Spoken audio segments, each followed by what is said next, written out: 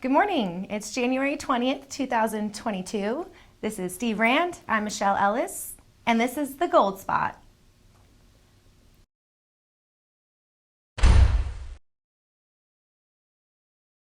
It's that time of year again where people can still make their 2021 contributions. I know I've been getting a ton of calls, a ton of emails, people interested in that. The trust companies are getting really busy with questions as well. What are you hearing from clients, Steve?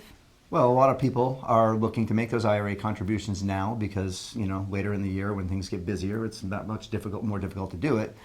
Of course, there are some people that procrastinate and, put this thing off until the last second. And although that's okay, it does make it a bit more challenging because getting those things in before the deadline can be hard. And, right now, people are seeing the stock market at an all-time high.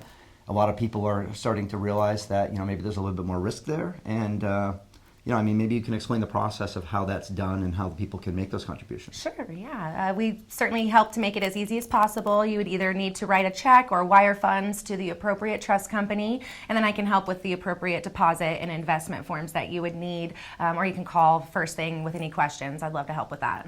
Right. And again, it's not just 2021. We are into 2022 now, which does allow people to make that contribution for that year. The contribution limits have changed over the last couple of years. They've gone up a little bit, so it allows you to put a little bit more money in and help tax defer your income.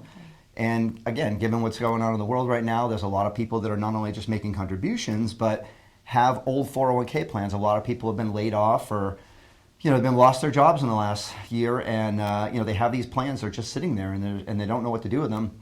And maybe they'd like to put that into precious metals, and they don't want to pay the taxes on it. So this would be a great way to be able to do a rollover or transfer of some of those funds so that they can diversify their assets a little bit more, and have that protection in place. Thanks for joining us again, and this is the Gold Spot.